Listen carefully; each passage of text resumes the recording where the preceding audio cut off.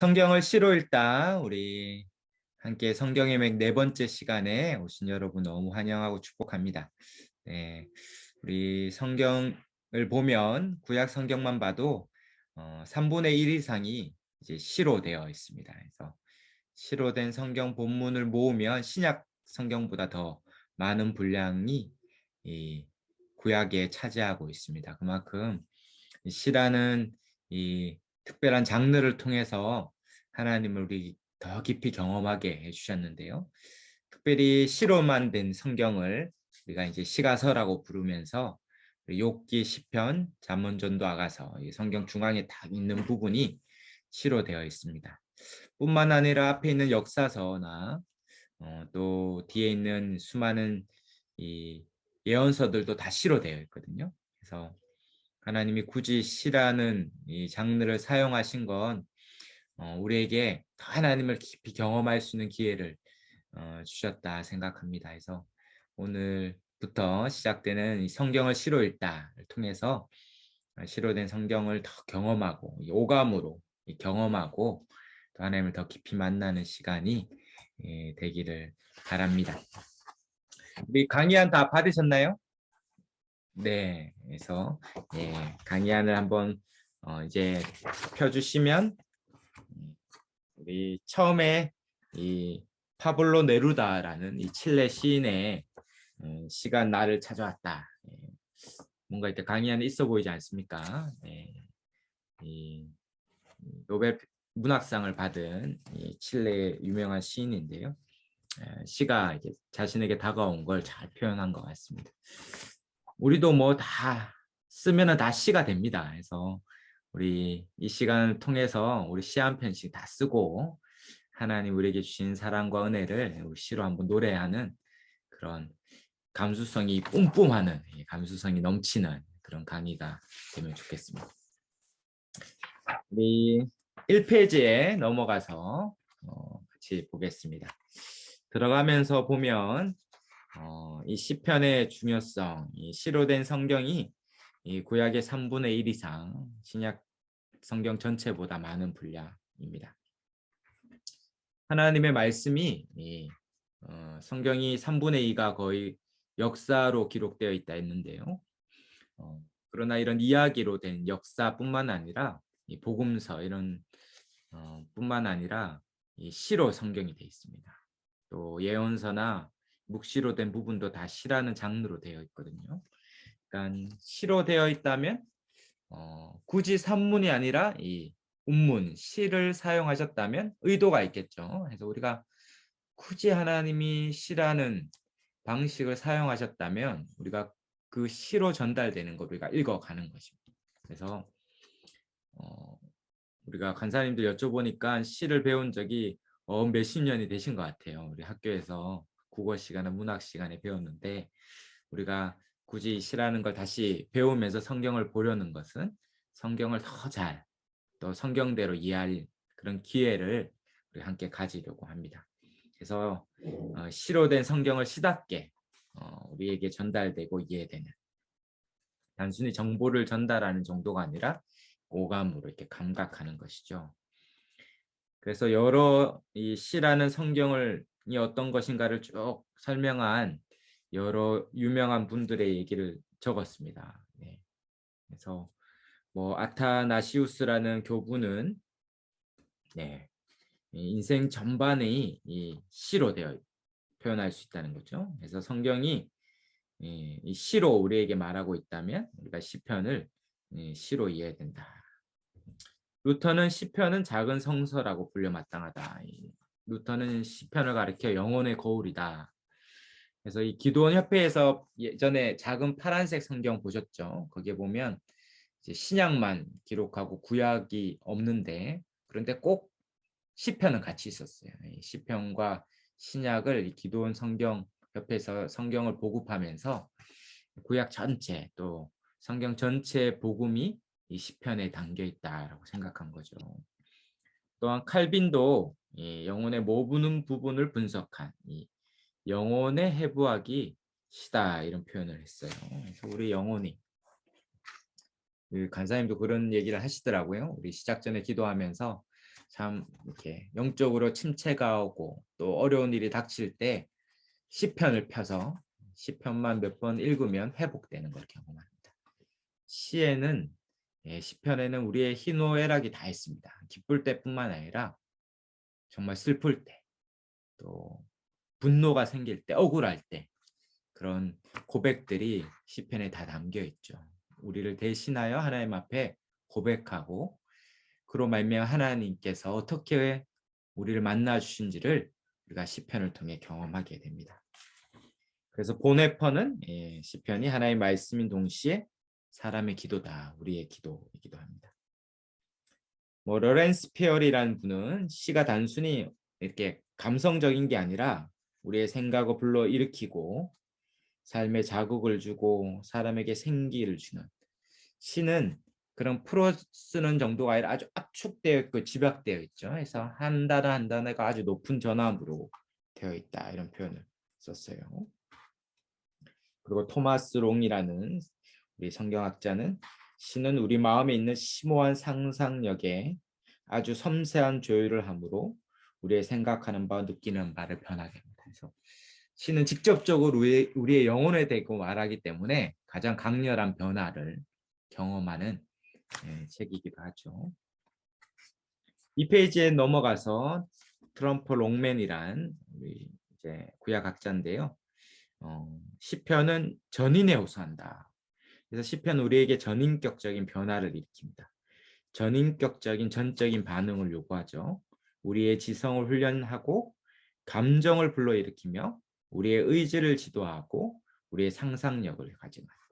우리의 전인의 반응이 일어나죠. 그래서 단지 지식을 더하는 게 아니라 변화를 받는 거예요. 그래서 시편을 읽기는 하나님을 잘 알기 위한 목적이죠. 그래서 이번 강의의 목적은 하나님을 더 잘하는 것입니다. 그냥 성경을 산문으로만 읽는 것을 넘어서는 시로 성경을 읽음으로 이전에 경험하지 못했던, 늘 보았던 성경이었는데 하나님을 새롭게 경험하고 더 풍성히 경험하는 것이 이번 강의의 목적이죠. 스코드 두발과 다니엘 헤이즈, 이 성경 해석이란 책을 쓰셨는데요. 여기에 보면 구약 시인은 기본적으로 우리의 감정과 정서에 호소하죠. 그래서 이미지를 사용합니다. 그래서 우리에게 영혼에 하나님의 말씀이 화려한 색상의 그림을 그리는 이 이미지로 어떠한 심상이 마음에 그려지는 것이죠. 그래서 이 시편은 우리의 마음에 대고 말씀하는 본문이거든요. 그래서 이 시간을 통해 그런 경험을 하면 좋겠습니다. 그래서 밑에 글에 보면 시는 분명한 장르가 필요하죠. 그래서 시라는 장르에 대해서 어렵지 않습니다. 몇 번 우리가 서론을 거치면서 시를 그렇게 시라는 장르로 이해하려고 합니다. 새롭게 경험하고 상상력을 경험하고 그림을 그리고, 그거의 핵심은 시는 이미지로 메시지를 전달해요. 그래서 시가 가장 중요한 장르의 특징은 이미지입니다. 이 그림을 그려주죠. 뭐 산문도 그림을 그려주는데 그림을 그려주는 단어가 많으면 많을수록 시에 가깝게 되는 거예요. 그래서 압축적인 표현들, 시적인 이미지들, 그림 언어들, 이런 것들이 많으면 많을수록 시가 되는 것이죠. 그래서 두 번째 단락에 있는 것처럼 시는 마음의 그림을 그려놓는 것입니다. 마음으로 느끼게 하고, 그래서 이런 느낌을 가지도록 운율이 있어요. 운율, 영어로 하면 리듬이죠. 리듬이 있는 거죠. 그래서 뭐 예를 들면 리리리자로 끝나는 말은 뭐 개나리, 또 뭐 있습니까? 개구리, 보따리, 뭐 이렇게 운율이 있죠. 운율이. 리라는 말이 이렇게 반복되면서 라임이 맞잖아요. 라임. 요즘 젊은이들이 랩할 때 그 라임을 맞추죠. 앞 글자의 라임을 맞구나. 이게 두운이죠. 끝 글자에 가군, 이렇게 라임을 맞추는 게 운율이에요. 운율. 근데 히브리 시는 이런 라임을 맞추면 번역하면 어렵겠죠. 히브리어로 되어 있는데 대부분 히브리어로 되어 있는 걸 한국말뿐만 아니라 영어나 전 세계 153개 언어로 성경이 번역되어 있는데 이 언어로 번역할 때마다 이 히브리어에 있는 라임을 맞추는 게 어렵겠죠. 근데 성경은 이 히브리어로 된 시는 특징이 운율이 이런 글자의 라임에 있지 않고 생각의 라임에 있어요. 그래서 생각의 운이다 이런 표현을 씁니다. 그래서 의미가 반복되면서 어떠한 번역을 해도 히브리어에 나오는 이 시라는 의미, 시라는 이런 이미지와 특징이 잘 살아나요. 그래서 다양한 언어와 문화 속의 성경이 번역되어도 이게 시라고 느껴지는 것은 이런 운율이 어떠한 글자나 어떠한 발음에 있지 않고 의미에 있기 때문에 그래요.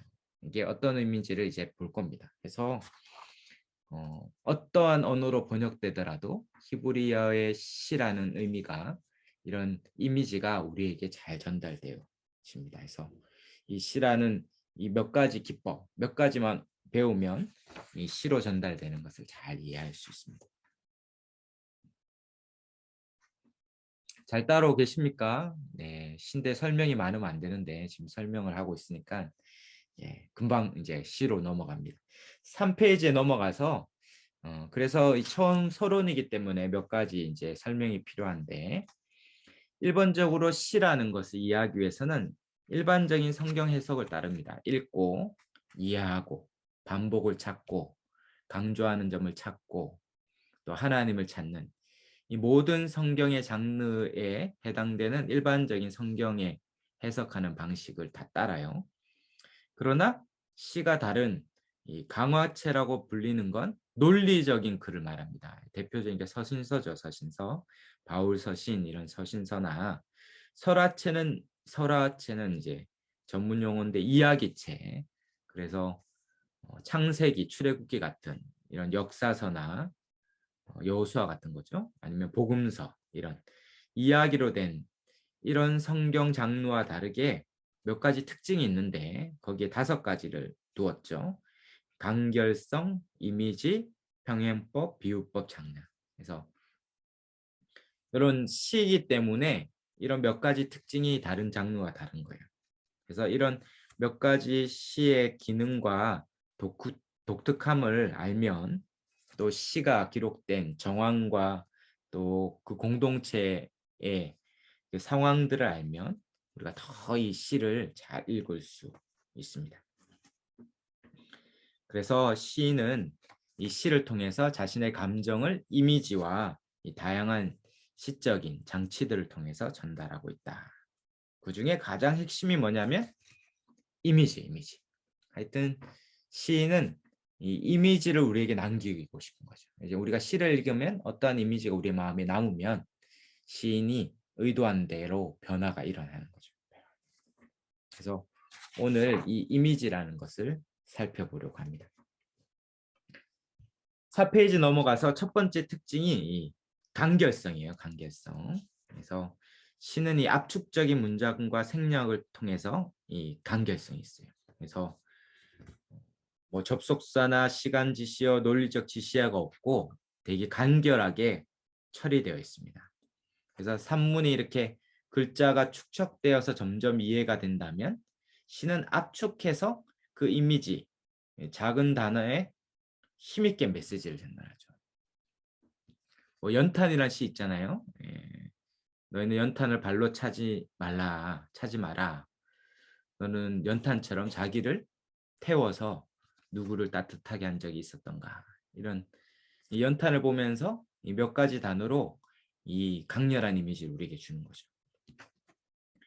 그 밑에 흔들리며 피는 꽃.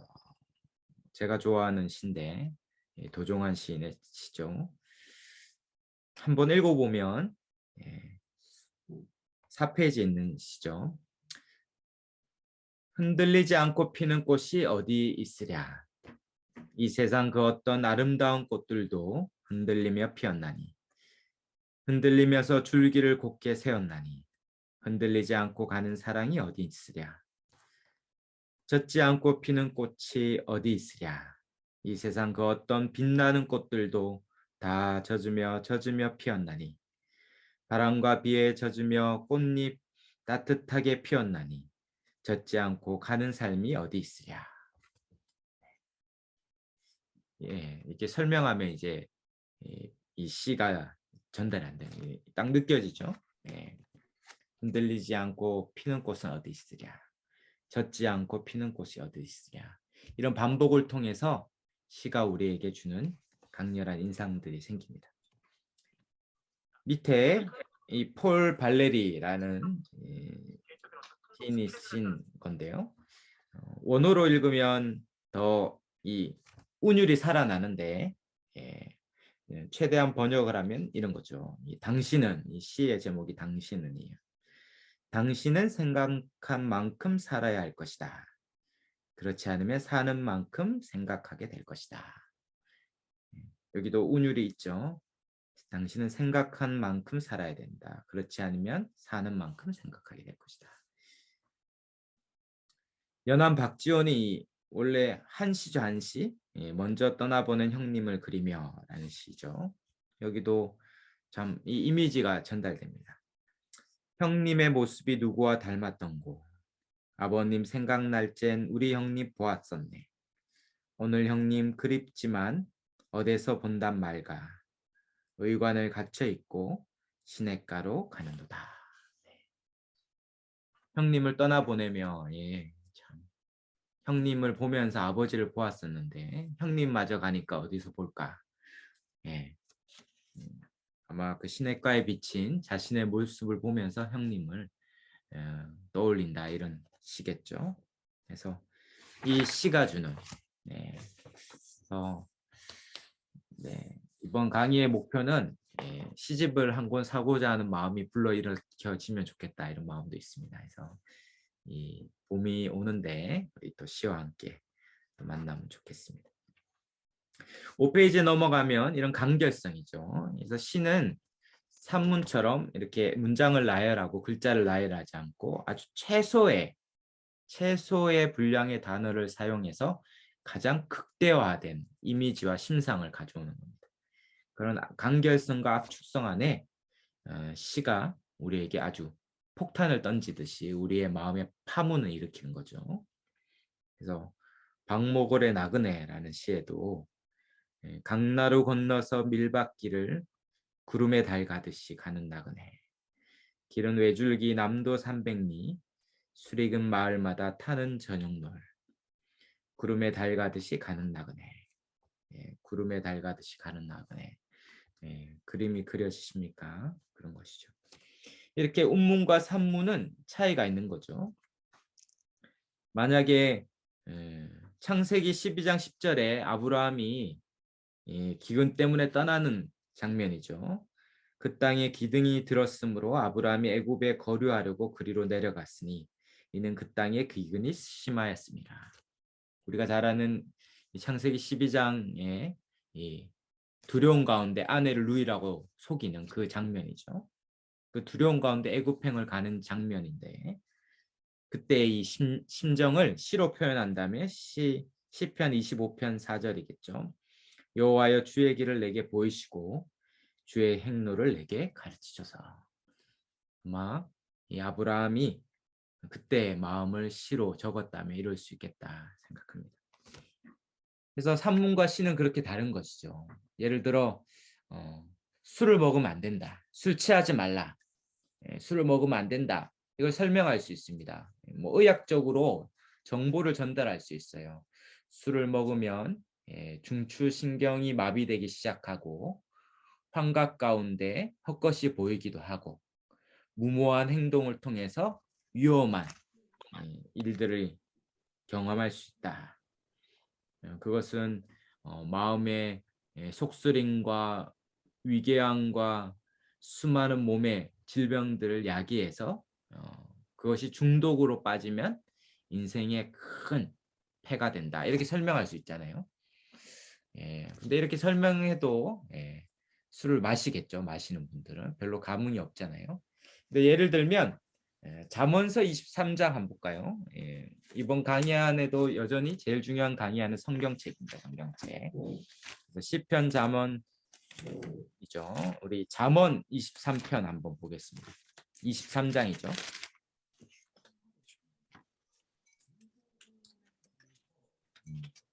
잠언 23장 31절부터 35절인데요.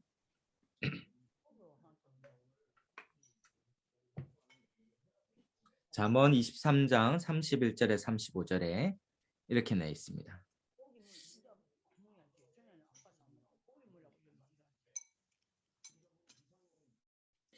제가 읽어볼게요. 잠언 23장 31절에 포도주는 붉고 잔에서 번쩍이며 순하게 내려가나니 너는 그것을 보지도 말지어다. 그것이 마침내 뱀같이 물 것이요 독사같이 쏠 것이며 또 내 눈에는 괴이한 것이 보일 것이요 내 마음은 구부러진 말을 할 것이며 너는 바다 가운데에 누운 자 같을 것이며 돛대 위에 누운 자 같을 것이며 내가 스스로 말하기를 사람이 나를 때려도 나는 아프지 아니하고 나를 상하게 하여도 내가 감각이 없도다. 내가 언제나 깰까 다시 술을 찾겠다 하리라. 네, 막 그림이 그려지죠.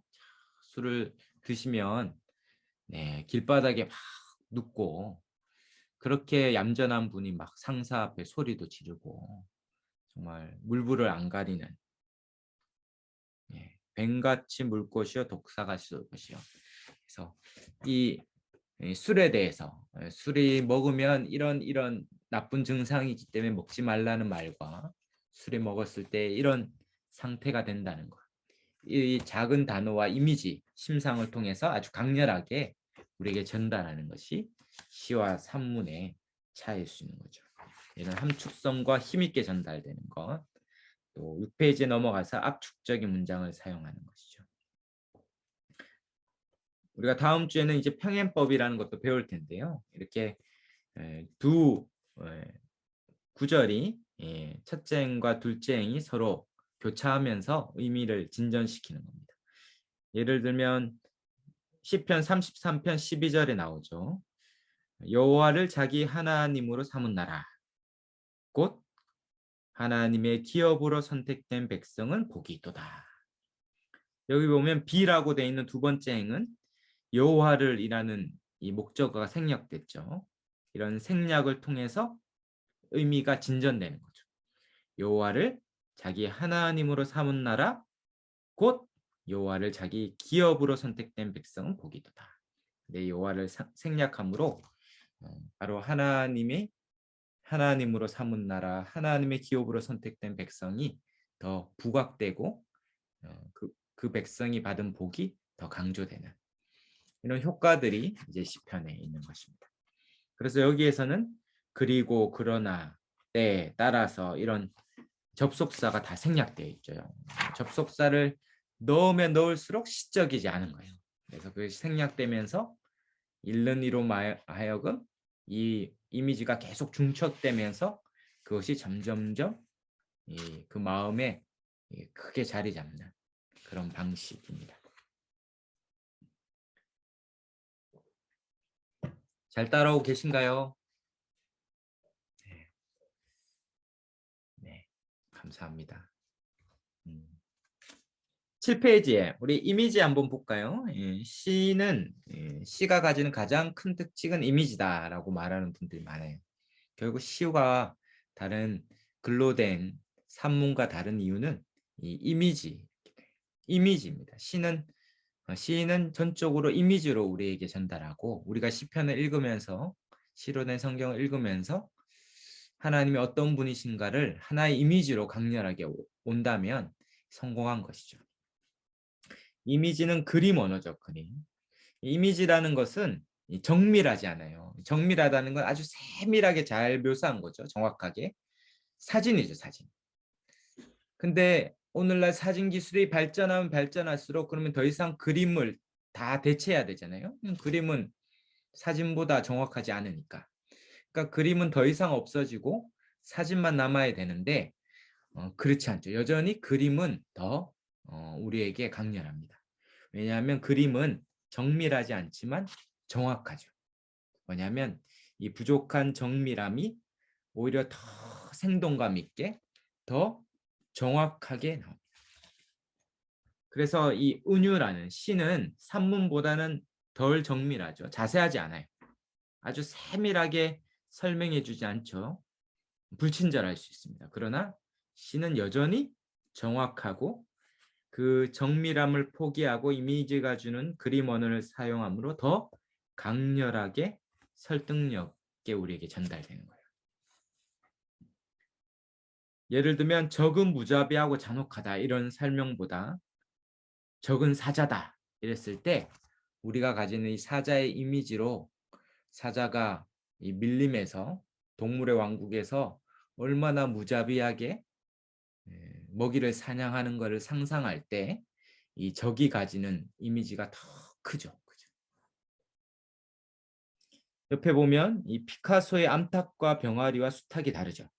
암탉과 병아리는 아주 자세하게 그렸다면 수탉은 원래 이렇게 생기진 않았을 거예요. 눈도 막 이렇게 돼 있고. 그러나 수탉이 울 때 그 느낌, 그것이 어떤지를 아주 강렬하게 우리에게 전달해 주죠. 그런 의미에서 이것은 우리에게 더 큰 메시지로 다가올 수 있습니다. 수탉을 아주 자세하게 정밀하게 그린 것보다 훨씬 더 강렬하죠. 두 번째가 앱손의 경마 그림 일부러 넣었는데요. 여기는 테오로드 제리코라는 1821년에 유명한 화가가 그랬어요. 당시에 대부분의 사람은 이 말을 달리는 말을 이렇게 그렸죠. 두 발을 쫙 펼쳐서 아주 강렬하게 말이 달리는 이 경마하는 장면을 그렸어요. 그런데 이후 이때는 사진 기술이 발전하지 않았거든요. 그런데 약 50년이 지나서 1878년에 이 영국의 사진가인 에드워드 머이 브릿지라는 이 사람이 말이 달리는 장면을 이렇게 연속 사진을 이렇게 찍은 거예요. 그래서 말의 연속 동작을 촬영해 보니까 절대 말은 두 발을 땅에 띄고 이렇게 달리는 적이 없어요. 다 다리가 교차하면서 달리는 거죠. 그러니까 이 그림은 거짓말이다 해서 사람들이 막 풍파가 일었습니다. 그런데 그것은 너무 넌센스인 거죠. 예, 넌센스. 원래 그림은 정밀하게 말에 달리는 장면을 묘사할 것이 아니라 말이 달리는 이 강렬한 이미지를 우리에게 전해주는 것이죠. 그런 의미에서 그림은 사실의 전달에 있지 않고 감성의 전달, 인상의 전달이라는 것이죠. 그래서 정밀하게 그리지 않았을지라도 여전히 이 그림은 우리에게 의미가 있죠. 그래서 그 뒤에도 말을 이렇게 계속 그렸던 것이에요, 사람들이. 왜냐하면 그 말이 주는 그 강렬한 역동성이 이렇게 표현되기 때문입니다. 그래서 8페이지에 이 C.S. 루이스라는 들어보셨죠? 이분이 원래는 문학가로 유명한데 이 기독교 변증가로 우리에게 알려져 있는데 그가 시에 대해서 설명하면서 이미지는 단어들로도 만들어진 심상이다. 그러면서 이런 표현을 썼어요. 그래서 제가 카톡방에 글을 남겼는데 이렇게 얘기했습니다. 반드시 언급돼야 하는 것은 시편은 시라는 것이며 시는 노래로 불러지도록 의도한 것이지 교리적 논문이나 심지어 설교를 위한 것이 아니다. 가장 강조될 점, C.S. 루이스를 강조하고 싶었던 거죠. 시편은 반드시 시로 읽혀져야 한다는 것이다. 서정시로서 모든 자유론과 형식들, 과정과 표현들, 논리적인 것이 아니라 감정적으로 연결된 서정적인 시로. 그래서 그것은 바로 이해되려면 반드시 시로 읽혀져야 한다. 계속 강조하죠. 마치 불어는 불어로 영어는 영어로 읽혀지듯이 시는 시로 읽혀져야 된다는 것이죠. 이것이 이 C.S. 루이스가 강조하고 싶었던 것입니다. 그래서 우린 시를 읽으면서 하나의 뚜렷한 마음속에 생성된 심상을 가지는 거예요. 이 강력한 심상을 가지는 거다. 그래서 하나의 이미지가 남는 것입니다. 그래서 밑에 몇 가지 있습니다. 독특한 진리를 자각하는 방식으로서 생생한 언어들로 우리가 이미 알고 있는 진리를 새롭게 아는 거예요. 그래서 갈로 1번에 보면 8페이지에 이미지는 구체적이어서 감각과 감성에 호소합니다. 밑에 미가서에 보면 예언서에도 이 강렬한 이미지, 예언자들은 대부분 심판과 구원을 선포하고 회개를 요청했기 때문에 강력한 이미지를 가진 시로 많이 설교를 했어요. 그것이 오히려 더 정확한 메시지를 전달한다고 생각했거든요. 그래서 미가서에 보면 3장 2절 3절에 보면 너희가 선을 미워하고 악을 기뻐하여 내 백성의 가죽을 벗기고 그 뼈에서 살을 뜯어 그들의 살을 먹으며 그 가죽을 벗기며 그 뼈를 꺾어 다지기를 냄비와 속 가운데에 담을 고기처럼 하는도다.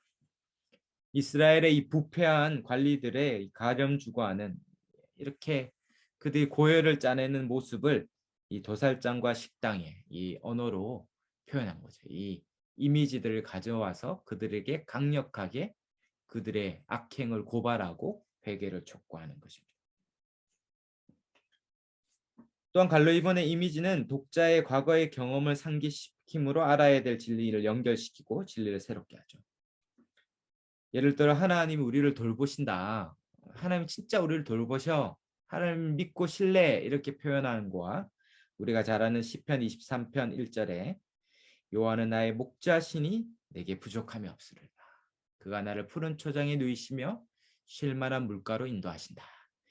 이런 시로 얘기할 때 만약에 목자라는 것, 양이라는 것, 당시에 이 목축이라는 것들을 우리가 경험하고 이해하고 있다면 우리가 이 목축업이 뭔지도 모르지만 얼마나 이 이미지가 그려지잖아요. 목가적인 이미지가. 오히려 우리가 이 시를 당시에 이 목축업과 목자가 양을 돌보는 걸 안다면 더 이해가 잘 될 것입니다. 단순히 돌보는 정도가 아니라 당시 목자는 전사해야 됩니다. 전사.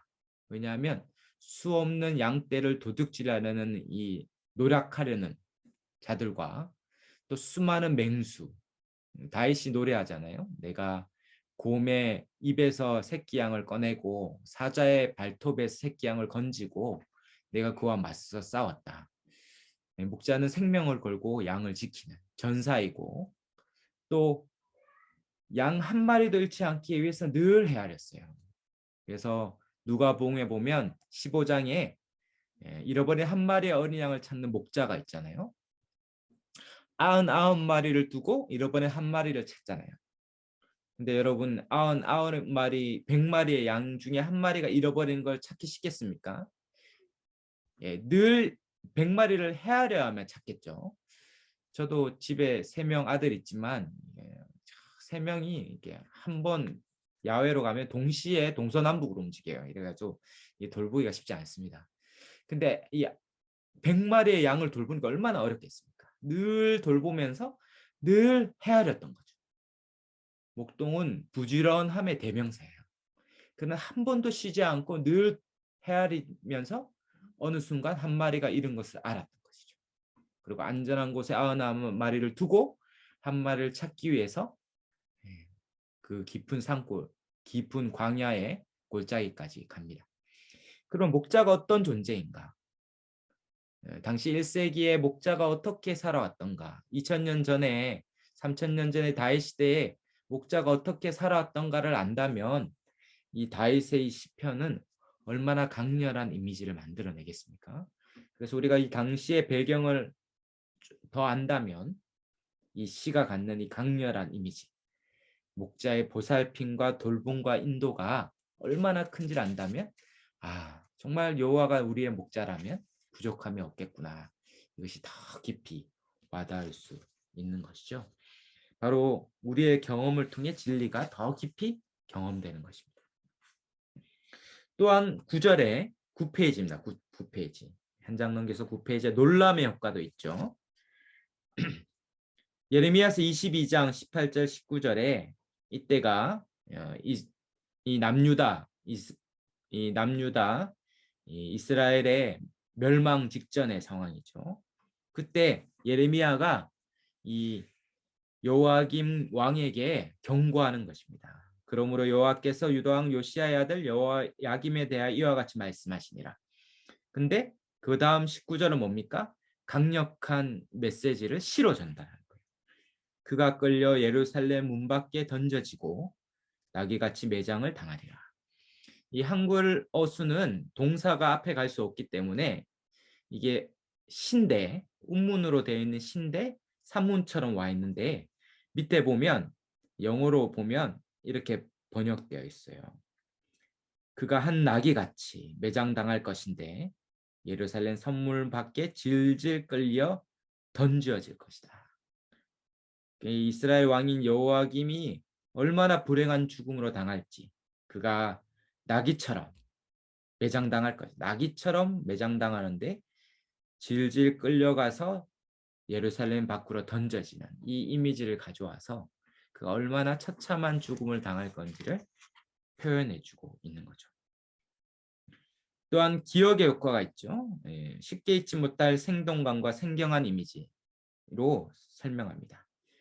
시편 78편 65절에 그때 주께서 잠에서 깨어난 것처럼 포도주를 마시고 고함치는 용사처럼 일어나사 하나님을 되게 너무 하나님 앞에 불순하죠. 근데 이런 강렬한 생경한 이미지 포도주를 마시고 고함치는 용사처럼 벌떡 일어나서 싸우시는 그 하나님을 이렇게 묘사하고 있습니다. 이렇게 이미지가 이런 과정을 통해 체험되는 거예요. 그래서 이미지로 체험되고 경험되고 또 이미지에는 갈로 이번에 함축적인 뜻이 있습니다. 예를 들어 피난처, 여호와는 나의 피난처시오 이렇게 한다면 그런 군대의 요새와 같은 피난처, 하나님 피난처다 할 때 우리가 가지고 있는 피난처에 대한 다양한 사전 지식이 있잖아요. 그래서 피난처다. 만약에 쓰나미를 경험했을 때, 건물이 무너졌을 때, 큰 태풍과 폭우 가운데 피했을 때, 그런 경험이 있던 사람들은 피난처 된다는 것이 얼마나 큰 보호 안전인지를 알 거예요. 막 이렇게 사나운 짐승에게 쫓기다가 탁 피했을 때 이 피난처다. 그의 안전 보호 구원. 이런 의미가 각 이 시를 읽는 사람마다 그 의미가 다양하게 다중적으로 올 수 있는 것입니다. 그런 나의 바위 되시다. 피할 바위 되신다. 이런 이미지. 물에 휩쓸려 가다가 어떠한 바위 같은 데 탁 피했다는 경험이 있는 사람은 얼마나 강렬한 이미지가 되겠습니까? 그런 다양한 경험들이 이런 연산작용이 일어나는 거예요. 그리고 세 번째는 이미지의 논리라는 것이 있습니다. 이미지 논리라는 것은 현대의 시인들이 왜 시인이 그 자리에 그런 이미지를 사용했는가를 논리적으로 생각해 보면서 그 이미지를 생각해 보는 거예요. 예를 들면 10페이지에 넘어가서 이사야서 24장에 보면 이런 표현이 있습니다. 성경에 한번 볼까요? 이사야서 24장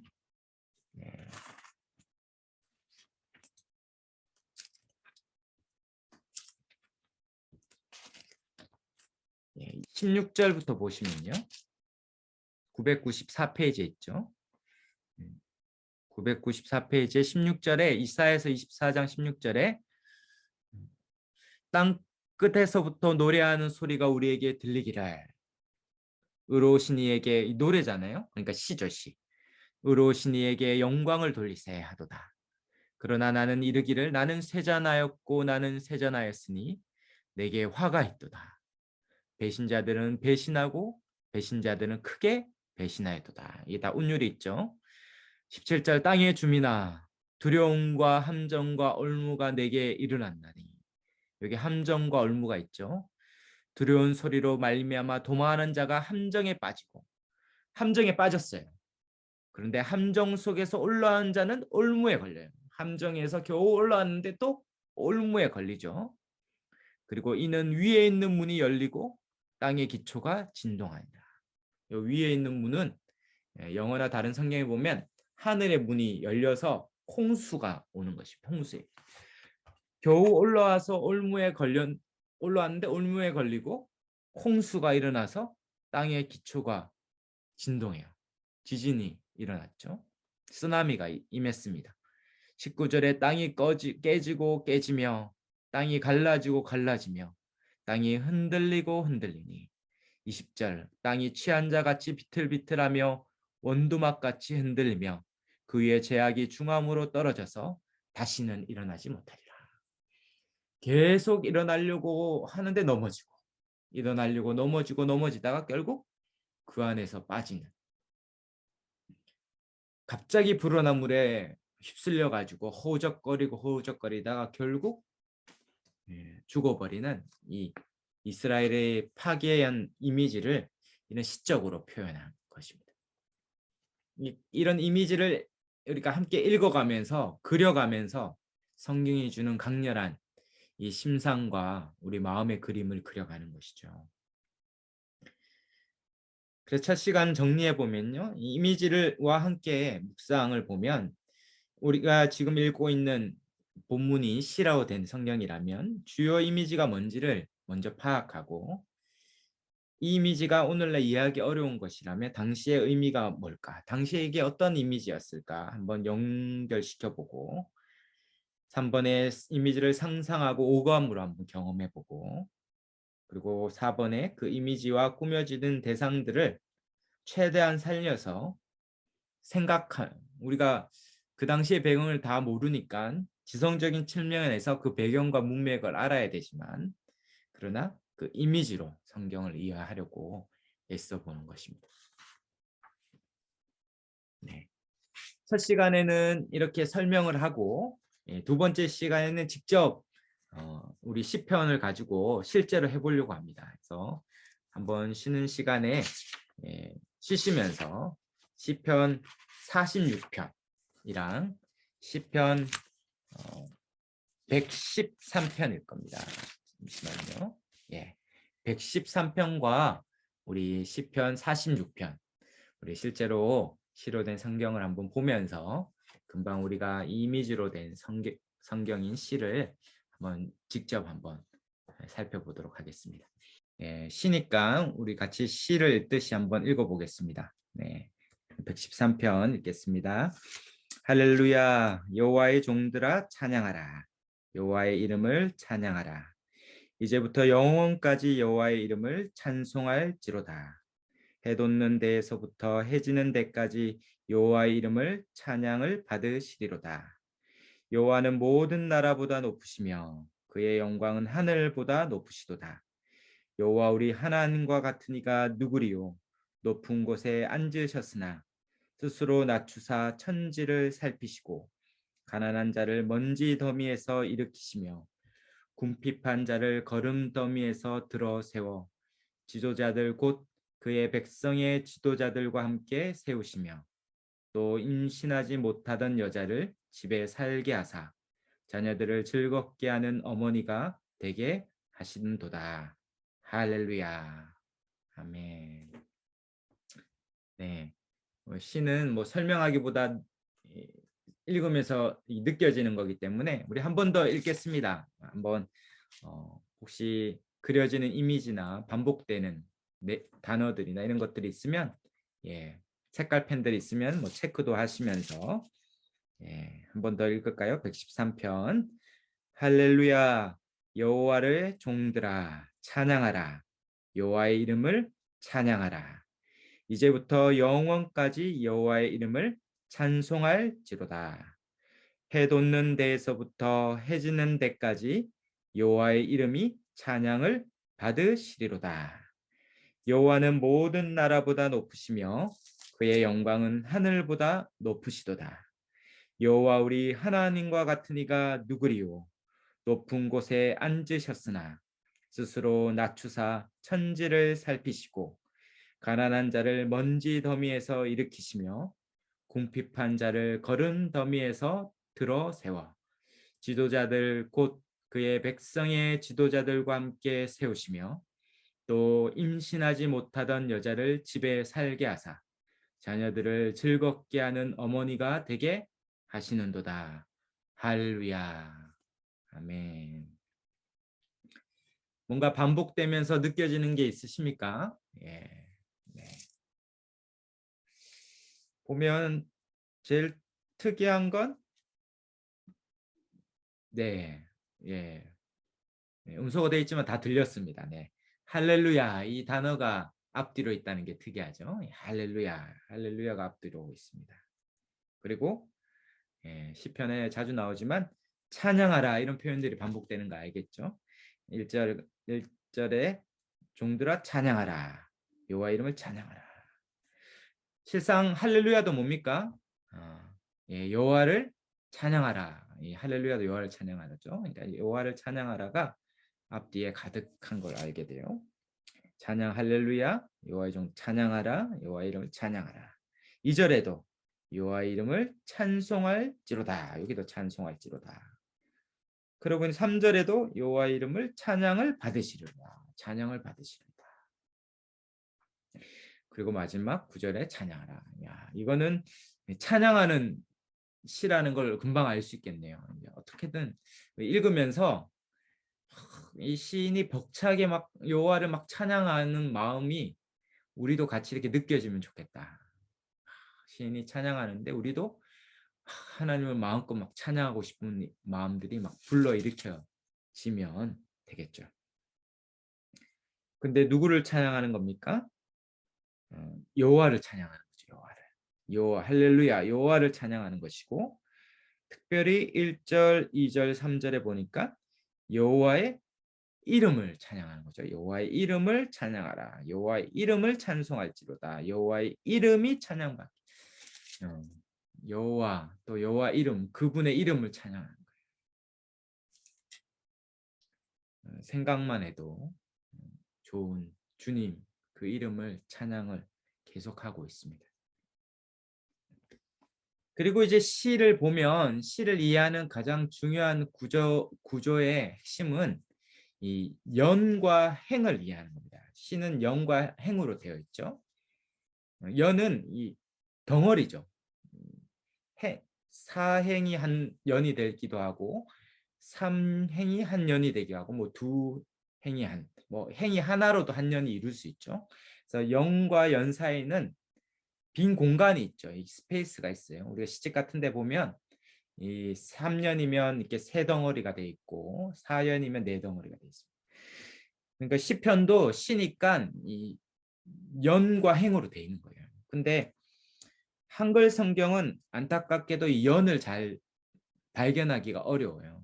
근데 발견하기가 좋은 게 뭐냐면 영어 성경에 있죠. 그래서 제가 카톡창에 일부러 공유를 했습니다. 그래서 보면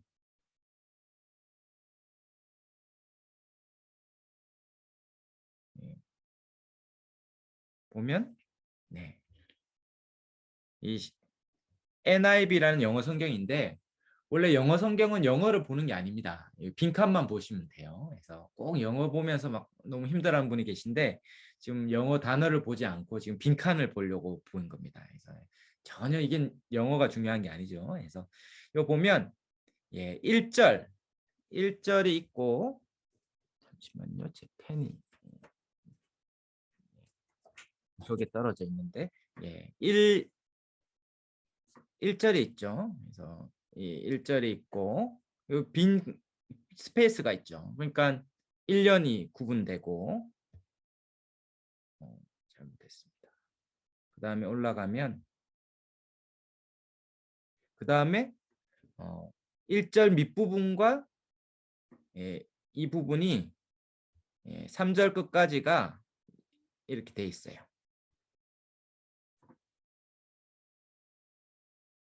그렇죠. 그리고 펜이 없어서 그리고 7절부터 9절까지가 있고 프레이즈 더 로우는 할렐루야니까 앞뒤 할렐루야를 빼면 3절까지가 한 연이고 4절부터 6절째가 두 번째 연이고 7절부터 9절까지가 세 번째 연이에요. 그래서 이건 3년의 시구나 이렇게 하면 연이 왜 중요합니까? 시인은 한 년에 하나의 심상을 대부분 두고 있어요. 그러니까 연이 구분되면 의미 덩어리가 3개 생기니까 성경을 이해하기 쉽겠죠. 이제 요거는 ESV라는 성경인데 여기는 1절을 아예 띄워놓고 2절, 3절, 4절에서 9절까지를 다 묶었어요. 그래서 둘 중에 편하게 구분하고 나는 다르게 보겠다. 네, 괜찮습니다. 시는 대단히 그 사람에게 주관적으로 메시지가 올 수 있기 때문에 연을 구분을 달리 해야 돼요. 이 영어 성경은 어디 있는가 해서 제가 또 도움을 드리려면 이 성경의 앱이 참 다양하게 있어요. 그래서 여기 보면 제가 보여드린 금방 성경은 이 홀리 바이블이라는 여러분이 휴대폰이나 패드나 보면 이 바이블이라고 이렇게 검색하거나 아니면 성경이라고 검색하면 제일 많이 다운받은 것입니다. 이게 홀리 바이블이라는 성경이. 그래서 성경 앱이에요. 그래서 U 버전이라는 이름으로 이 미국의 교회에 있는 이 미디어 단체에서 이걸 개발했습니다. 제가 가르친 제자가 이 홀리 바이블 이 성경 U 버전의 멤버로 있어요. 그래서 그 친구가 이걸 막 개발해서 공유해 주는데 아주 똑똑한 친구인데 미국에 가서 이 교회 멤버가 되면서 직원이 됐어요. 그래서 애플 앱을 개발하는데 애플 말고도 안드로이드나 모든 핸드폰에 다 있습니다. 휴대폰에. 그래서 여기 보시면 무료로 아주 다양한 언어의 성경을 대부분 볼 수 있고 안타깝게도 한국 성경은 개역 개정 말고 우리가 개역 개정 쓰기 전에 개역 성경 한글이 되어 있어요. 그리고 아주 성경을 보기에 도움이 되는 거라 참고하시면 좋고요. 그 다음에 무료로 볼 수 있는 또 좋은 성경이 바이블 25나 스마트 성경과 찬송 여기에 보면 다양한 번역본들이 한글 번역본들이 다양하게 있어요. 그리고 여러분 많이 쓰실 텐데 드라마 바이블이 되어 있는 공동체 성경 읽기는 아주 성경 통독하기에 좋고 이 다번역 성경 이것도 무료였던 것 같은데 다양한 번역본이 있습니다. 그리고 이제 가필필 성경은 아마 1,000원인가 1,500원인가 돈을 주고 사야 되는데 좋은 이유가 쉬운 성경이 있어요. 쉬운 성경. 그래서 다른 번역본에는 없는 쉬운 성경이 가필필 성경이 있고 또 읽기 잘 이렇게 UI가 디자인이 잘 돼 있어서 도움이 됩니다. 그래서 그리고 픽트라 성경도 좀 더 원어를 공부하고 싶은 분들은 이것도 적은 금액을 주면 살 수 있습니다. 그래서 다 필요 없다 이렇게 생각하시면 이 성경이나 뭐 굿팁이나 바이블 25 같은 성경을 보시면 도움이 돼요. 그래서 거기에서 시편을 공부할 때 뭘 참고하시냐면 ESV나 NIV 성경이 공짜로 있거든요. 그래서 ESV가 된 성경에 이런 빈칸을 보기 위해 영어 성경을 본다. 그래서 영어 성경은 읽기 위해 있는 게 아니고 빈칸, 연을 확인하기 위해서 있습니다. 그래서 시편을 보면 어디서 연이 구분되는가를 참고할 수 있어요. 그래서 ESV 성경이나 NIV 성경, NIV 성경을 클릭하셔서 연이 구분된 걸 보시고 우리 자녀들이 있다면 그 유버전 아까 보셨던 홀리 바이블 제일 많이 보편적으로 알려지는 그 성경은 다 읽기가 되어 있어요. 그래서 영어 공부하기에 너무 좋습니다. 그래서 영어 성경으로 영어 공부하는 게 제일 좋습니다. 성경이 얼마나 중요한 언어입니까? 그래서 그 나라의 가장 똑똑한 학자들이 뭐 신학학자뿐만 아니라 언어학자까지 다 똑똑한 크리스찬들이 모여서 성경에 조금의 오류도 없이 정확하게 번역하려고 심사숙고해서 성경을 번역했어요. 그러니까 그 문장이나 표현이나 단어가 가장 일반적이면서도 가장 고상한 언어로 번역돼 있어요. 그러니까 영어 성경이 그 시대의 표준 언어입니다. 그래서 NIV나 ESV 성경을 듣거나 읽으면 영어 공부하기에 가장 좋겠죠. 그래서 여담이긴 하지만 그래서 듣고 읽을 수 있으니까 영어 성경 통독하도록 자녀들에게 또 저와 여러분도 한번 도전해 보면 좋겠습니다. 네, 여담이 길었는데 그래서 지금 113편에 보면 1절, 2절, 3절이 한 년이겠다 싶죠. 왜냐하면 여호와의 이름을 찬양하라가 반복되니까. 그리고 4절부터 9절이 한 년이거나 아니면 4절부터 저는 5절까지가 의미가 나뉘겠다 생각이 듭니다. 그리고 6절부터 9절 이렇게 돼 있어요. 한번 보시면 1절에서 3절 우리가 보았죠. 그래서 여호와 이름을 찬양하는데 그 이름을 왜 찬양해야 됩니까? 어떻게 찬양합니까? 이제부터 2절에 보면 영원까지 찬양하자. 시간의 흐름이죠. 지금 이제부터 여호와의 이름은 지금부터 끝없이 영원토록 찬양해야 될 분이시다. 시간의 흐름이 보입니까? 여호와의 이름은 한 번도 쉬지 않고 영원히 찬양하기에 마땅한 분이고 3절에 보니까 이제 뭡니까? 하루의 시간의 흐름이죠. 해 돋는 데부터 동쪽에서부터 서쪽에 해 지는 데까지 지금 그림이 동해에서부터 서로 흐르고 있습니다. 해 돋는 데부터 해 지는 데까지 동해에서 서해 모든 땅이 다 하나님을 찬양해요. 지금 그림이 횡으로 이렇게 그려지죠. 동해에서부터 서해 모든 땅이 하나님을 찬양해야 돼요. 그런데 4절부터 가니까 이제는 횡이 아니라 종으로 수직으로 여호와는 모든 나라보다 높으시죠. 이 땅에 있는 모든 나라 이제 동에서 서 정도가 아니라 이 모든 나라에 높으셔요. 얼마나 높으십니까? 그 영광이 하늘보다 높아요. 가장 높은 하늘 그 이상의 하나님이 더 높으시다. 가로와 세로 이 종과 횡이 지금 만나고 있죠. 동에서 서에서 땅에서 하늘을 향해 해가 수평성을 넘어서 이제 공중으로 올라가고 있습니다. 그리고 하늘부터 높은데 5절에 보니까 우리 여호와 우리 하나님과 같은 이가 누구입니까? 하나님 어디까지 있습니까? 높은 곳에 하늘 그 위에까지 가장 높은 곳에 하나님이 계세요. 여호와의 이름이 얼마나 높은가 그 영광이 얼마나 큰가를 시인은 노래하고 싶습니다.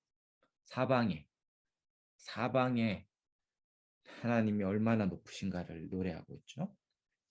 근데 갑자기 6절에 그림이 달라지죠. 심상이 달라져요. 하나님이 가장 높은데 그 높은 곳에서 위에서 하늘로 뚝 내려오십니다.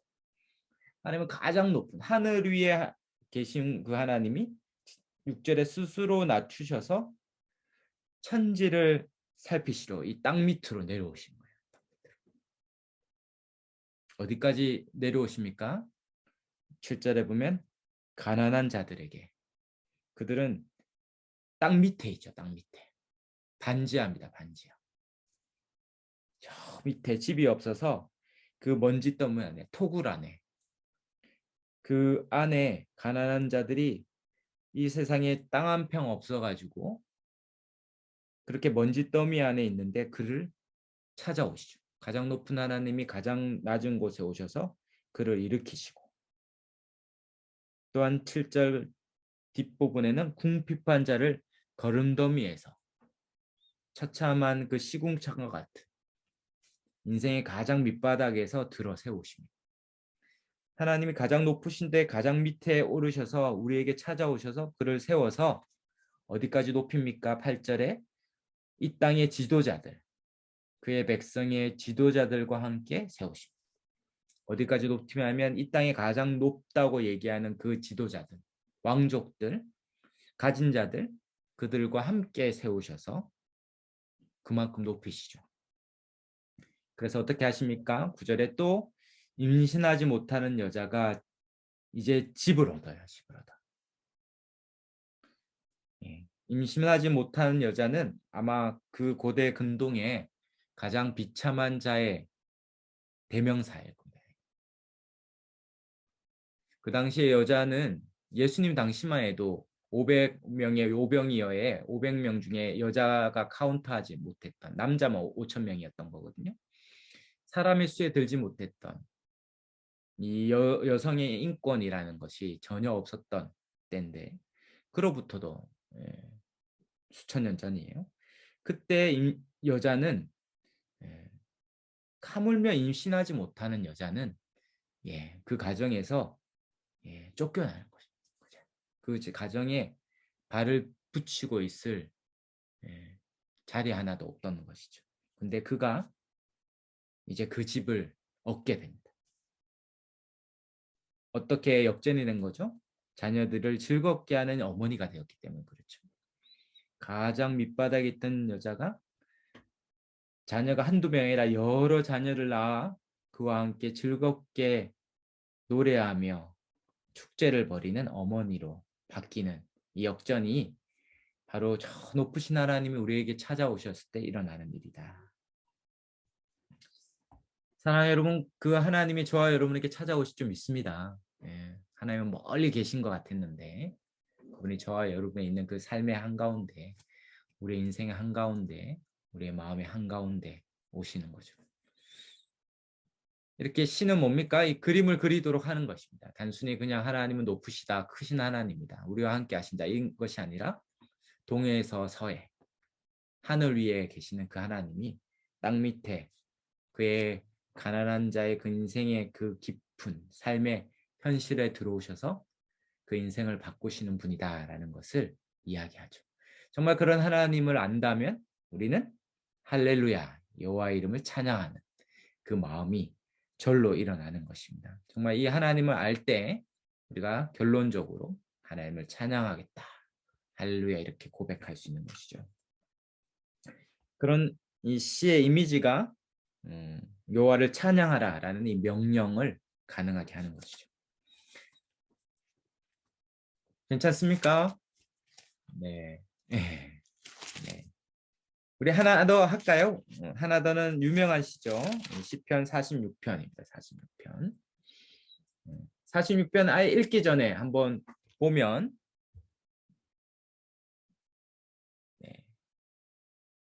46편을 한번 보시면 영어로 된 46편에 보니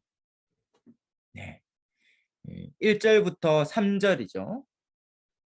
셀라까지 끊을 수 있겠죠. 그리고 4절부터 7절 또 셀라까지 끊고 그래서 9절부터 11절 또 이제 셀라 끊으면 총 3연으로 되어 있다라는 걸 금방 알게 됩니다. 영어 성경은 이게 빈칸만 확인하고 금방 이제 치우면 됩니다. 그래서 영어가 전혀 부담을 안 가지면 됩니다. 그래서 이 셀라라는 게 한 번씩 나오잖아요, 시편에. 그래서 이게 정확하게 무슨 의미인지를 몰라요. 그런데 아마 문장 기호거나 아니면 이게 인도자를 따라 알라못에 맞춘 노래잖아요. 그러니까 실상 이걸 노래로 많이 불렀다는 거죠, 이스라엘 백성이. 그러니까 노래니까 어떠한 노래 기호, 이게 노래 중에 이제 순표 같은 거일 수도 있는 거죠. 여기서는 딱 순표 같죠. 3절까지 한번 끊어주고 쉬었다가 또 4절부터 7절까지 노래하고 쉬었다가 8절부터 11절까지 쉬고, 그래서 이 문장 기호처럼 느껴지긴 합니다. 그런 노래로 우리 한번 읽어볼까요? 우리 유명한 시편인데 한번 같이 해보겠습니다. 하나님은 우리의 피난처시요 힘이시니 환난 중에 만날 큰 도움이시라. 그러므로 땅이 변하든지 산이 흔들려 바다 가운데 빠지든지 바닷물이 솟아나고 뛰놀든지 그것이 넘침으로 산이 흔들릴지라도 우리는 두려워하지 아니하리로다.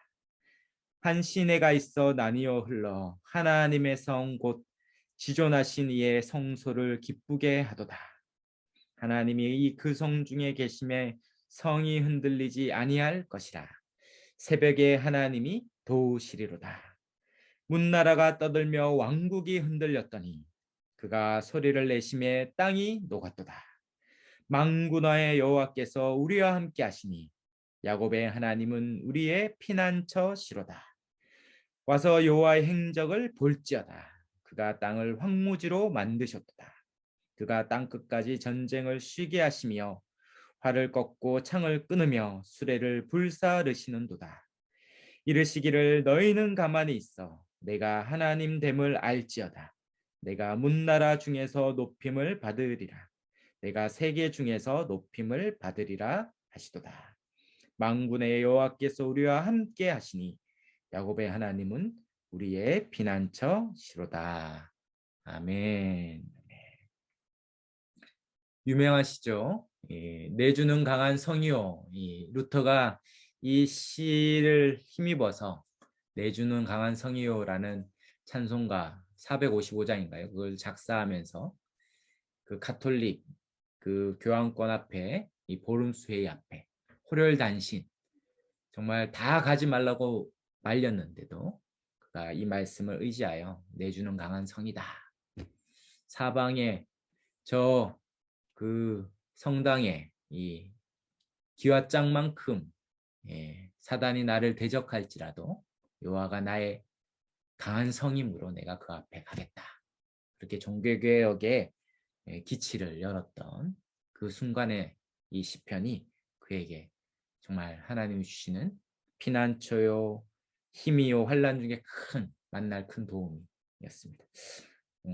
오늘 이 시간에도 저와 여러분 이 시편이 혹 두려움과 염려와 또 불안한 그 가운데 있다면 이것이 우리에게도 강한 성 되신 주님을 만나는 은혜가 있기를 소망합니다.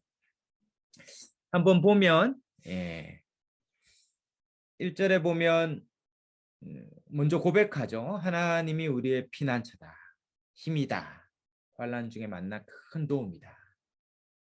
왜 그랬습니까? 왜 그랬습니까?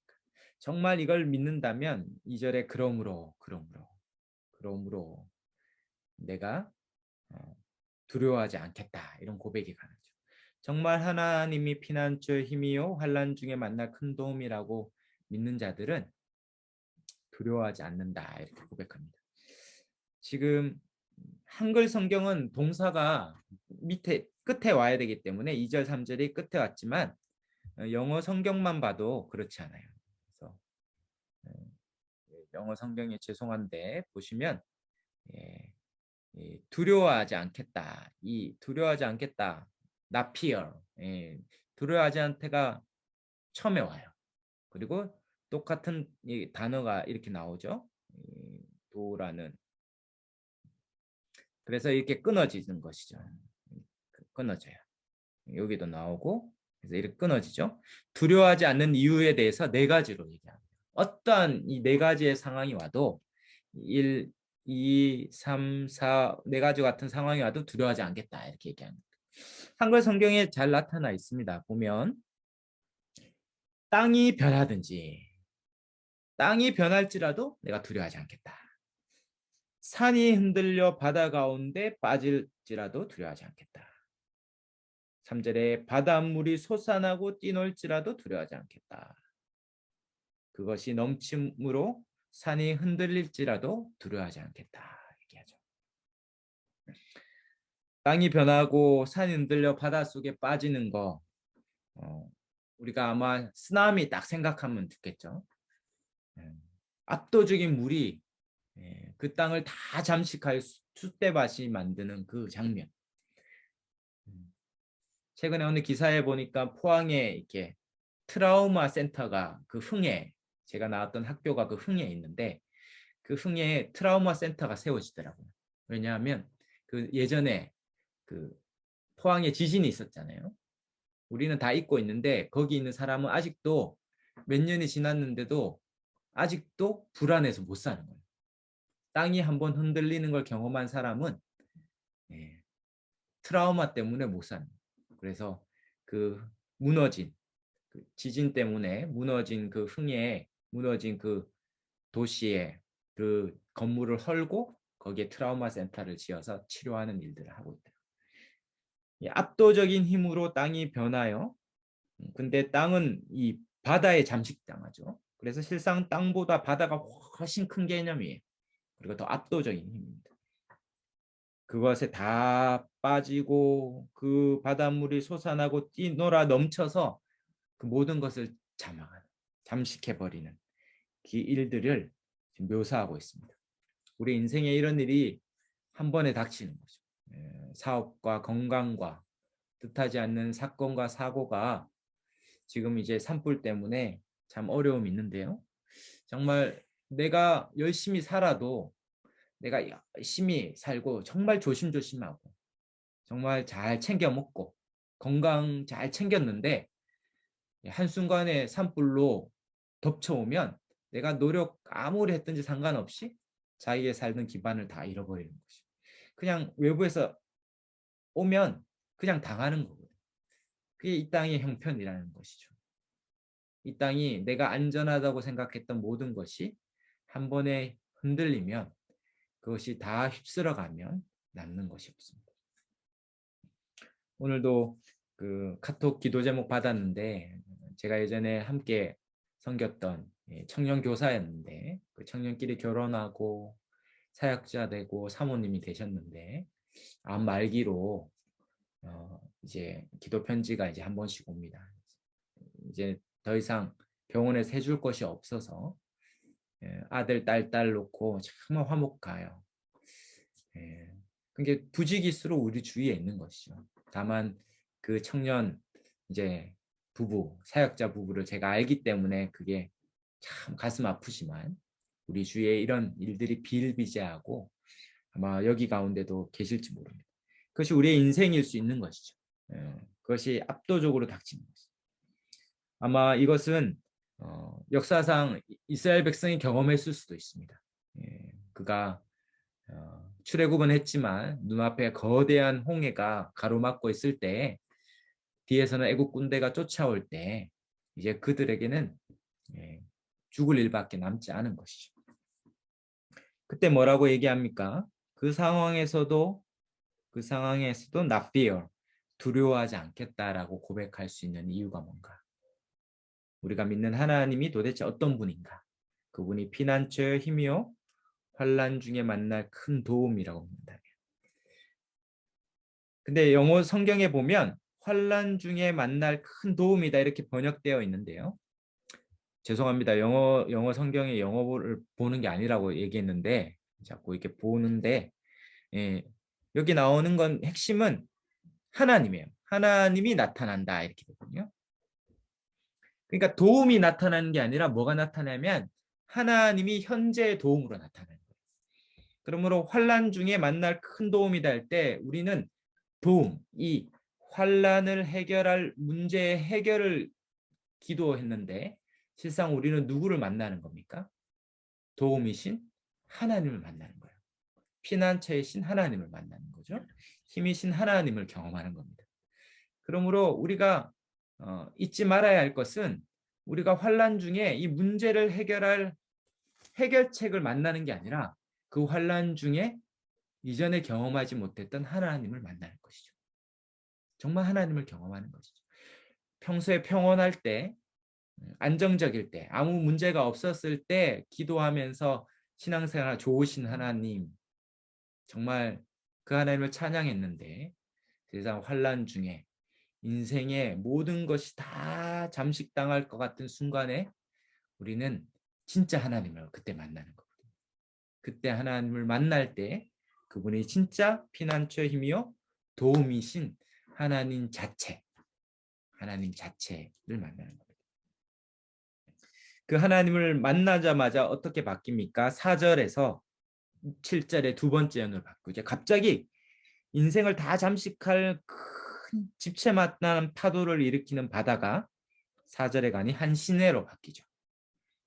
갑자기 시내로 바뀌어요. 그래서 유명한 우리의 믿음의 선배가 불렀던 넓은 벌 동쪽 끝에서 옛 이야기 지질내는 실개천이 휘돌아가고 맞는지 모르겠습니다.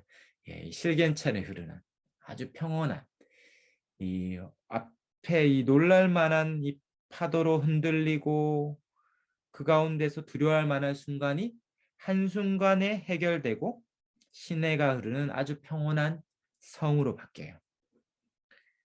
거기가 이렇게 바뀌는 이유는 뭡니까? 하나님의 성이기 때문이죠. 거기에 누가 계십니까? 지존하신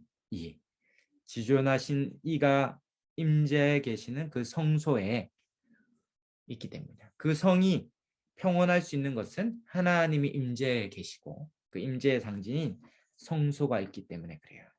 그리고 그 성소로부터 그 시내가 흐릅니다. 이것은 이 창세기 1, 2장에 나오는 에덴 동산과 같은 아주 가장 큰 낙원과 같은 곳이죠. 에덴 동산에 4가지 강이 막 흐르고 있거든요. 이 생명력 넘치는 하나님의 임재가 있는 곳으로 바뀝니다. 예, 2절에는 산이 흔들리고 있었어요. 그러나 5절에 가니까 성이 흔들리지 않아요. 왜 흔들리지 않습니까? 하나님이 그 성 중에 계시기 때문입니다. 하나님이 우리 가운데 계시면 흔들리지 않게 될 줄 믿습니다. 그 하나님이 언제 도우십니까? 새벽에 하나님이 도우시죠. 새벽에. 바로 가장 어둠이 지칠 때, 새벽 4시. 그래서 도둑이 가장 많이 훔치기 좋은 시간대라 그러는데 가장 어두울 때예요. 가장 어두울 때 어떻습니까? 이제 새벽 5시 여명이 가까운 가장 어두울 때 하나님이 이제 곧 일하시기에 가장 좋은 때가 가까웠어요. 그때 하나님이 도우실 것입니다. 그 직전은 어떻습니까? 6절에 보니 문나라가 떠들며 왕국이 흔들리죠. 그 성 밖에는 막 시끄럽게 떠들고 사방의 성을 에워싸고 있어요. 그래서 역사적으로 어떠한 분은 이때가 아마 히스기야 왕 통치 때 아수르 왕 사네빌이 쳐들어와서 사방을 다 에워쌌을 때라고 생각합니다. 히스기야가 이제 모든 이스라엘 남유다의 전역은 다 쑥대밭이 됐고 이제 예루살렘만 남았죠. 그리고 그 성을 완전히 포위하고 수개월 동안 포위하고 있습니다. 그러나 그 성은 뭡니까? 하나님이 함께 계시는 성이기에 안전하고 흔들리지 않아요. 그리고 어떻게 됩니까? 만군의 여호와께서 6절에 그가 소리를 내시는 순간 땅이 다 녹아버리죠. 그 아수르 군대가 딛고 있던 그 땅이 다 녹아버렸어요. 그래서 우리가 잘 아는 대로 히스기야 때 하룻밤 사이에 18만 5천 명이 다 죽고 도망치는 일들이 있었습니다. 하나님께서 한순간에 그 대적을 다 무찌르고 7절에 만군의 여호와께서 우리와 함께 하시니 야곱의 하나님 우리의 피난처이심을 경험케 하십니다. 8절에 보면 여호와의 행적을 볼지다. 여호와께서 어떤 일을 한지 이제 성 밖에 나가 보면 어떻게 돼 있습니까? 그 땅을 다 황무지로 만들었어요. 그 적들을 다 멸하고 9절에 땅 끝까지 전쟁에 쉬게 하실 만큼 활을 끊고 창을 끊으며 수레를 불살랐습니다. 압도적인 하나님의 군대가 모든 것을 다 끝내버렸죠. 만약에 지금 우크라이나의 안에 그 방공호 밑에 있는 신자들이 이 46편을 읽는다면 얼마나 큰 위로가 있을까요? 이제 러시아가 군사 기지뿐만 아니라 민간인 도시까지 이제 막 미사일을 발포하고 있습니다. 이제 언제 자기 머리 위로 포탄이 떨어질지 모르죠. 아무도 보호하는 사람이 없어요. 어디 하나도 서방의 어떠한 나라도 그들을 적극적으로 개입해서 보호하는 이가 없습니다. 그 압도적인 대전차와 군사력과 수많은 미사일로 그들이 언제 죽을지 모르는 상황이죠. 그때 그들이 이것을 잃는 거예요. 하나님이 우리와 함께 계시네. 문나라가 떠들며 왕국이 흔들려도 그가 소리를 내시며 땅이 녹아도다. 만군의 여호와께서 우리와 함께 계시니 야곱의 하나님은 우리의 피난처시로다. 여호와의 행적을 볼지어다. 그가 땅을 황무지로 만드셨다. 그가 땅 끝까지 전쟁을 쉬게 하시며 활을 꺾고 창을 끊으며 수레를 불살리렸다. 불가능한 일이죠. 우크라이나 그에 있는 그 백성들에게는 그들이 구원받을 길이 전무합니다. 계란으로 바위를 치는 상황이잖아요. 그러나 10절에 그들을 향해 하나님이 이렇게 말씀하시는 거죠. 이르시기를 너희는 가만히 있어 내가 하나님됨을 알지어다. 내가 문나라 중에서 높임을 받으시리라. 내가 세계 중에서 높임을 받으리라 하시리라. 세계의 강대한 미국과 영국과 프랑스와 수많은 강대한 문나라들도 구원할 수 없을지라도 그 나라들 중에 주님이 높임을 받을 것입니다. 하나님께서 건지실 것입니다. 우리가 의지하는 수많은 것들이 지금 여전히 아무 능력도 발휘하지 못하죠. 우리 이전에 쌓았던 경험들, 잘 준비했던 건강과 수많은 우리의 경력들, 정말 자녀들을 잘 양육했던 것들, 뭐 많이 우리가 인생을 준비했던 것들이 한순간 수포로 돌아가려는 그 순간에 주님이 여전히 우리에게 말씀하십니다. 너희는 가만히 있어. 내가 하나님 되심을 볼지어다. 우리 인생들을 향해서 지금 저와 여러분에게서 말씀하고 있는 거죠. 그렇다면 우리가 마지막으로 11절에 고백할 수 있습니다. 만군의 여호와께서 우리와 함께 하시니 야곱의 하나님 우리의 피난처시로다. 이것이 바로 시인이 고백하는 것이죠. 1절에 하나님 우리의 피난처다라고 고백하면서 7절에도 야곱의 하나님 우리의 피난처다 고백하고 마지막 11절의 끝에 야곱의 하나님 우리의 피난처라 3번 3일째 마지막 3번의 연거푸 고백하면서 진짜 여호와가 우리의 강한 성이요 피난처다 고백하는 것입니다. 여러분, 하나님께서 우리의 피난처가 되어 주실 줄 믿습니다. 네, 이 시인의 고백이 저와 여러분의 고백이 되면 좋겠습니다. 하나님이 우리의 유일한 안전이요 보호요.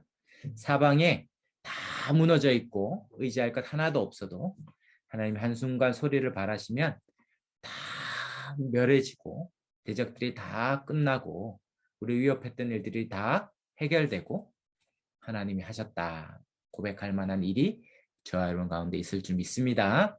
네, 우리가 이 시를 보면서 이 시인의 고백, 이 시인의 이 신뢰의 이 벅찬 확신, 이 탄성 이것들이 저와 여러분에게 막 울려 나오는 일들이 있으면 좋겠습니다. 우리 한번 한 주간 이 시편 묵상하면서 이 시가 우리 안에서 크게 자리 잡고 또 우리 다음 시간에 매주 한 시편씩 배워가면서 시가 우리에게 우리의 고백이 되는 은혜가 있으면 좋겠습니다. 네, 우리 한번 같이 기도하고 마칠까요? 우리 오늘 배웠던 말씀처럼 하나님은 동해서부터 해 뜨는 데부터 해 지는 데까지 땅 끝에서부터 하늘 위까지 하늘 위에 하늘에 계신 하나님이 저와 여러분에게 찾아오셨습니다. 우리가 가장 끝에 바다 끝에 거할지라도 땅 밑에 거할지라도 가장 비참한 상황에 거하는 그 순간에도 하나님께서 자기 아들을 이 땅에 내어주시기까지 말구 위에 보내시기까지 우리에게 찾아오셔서 우리의 인생 한가운데 오셨습니다. 그리고 그분이 우리 인생에 강한 성이 되어주시고 피난처가 되시고 피할 바위가 되시고 우리의 큰 성곽이 되어주셔서 우리를 능히 지켜보아 사방에 어떠한 문제가 있을지라도 문제가 해결되든 안 되든 우리는 그 성 안에 안전이 있는 줄 믿습니다. 주님이 주시는 그 참된 안식과 평안을 누릴 수 있습니다. 큰 바다가 우리 안에 실개천이 되어 유유히 흐르며 주님 안에서 여호와께서 우리와 함께 계심으로 내가 결코 흔들리지 않는다. 주님이 나와 피난처 되시기에 나는 그 안에서 안전하다 고백하며 주님께서 마침내 모든 것을 잠잠케 하시고 우리의 모든 상황에서 건지시고 너희는 가만히 있어 주가 하나님 되심을 볼지어다 그 하나님을 보는 은혜가 저와 여러분이 다 있게 해달라고 이 시간 우리 한번 음소거를 열어서 우리 한번 같이 우리 말씀 의지하여 한번 주님 한번 찾고 통성으로 기도하겠습니다.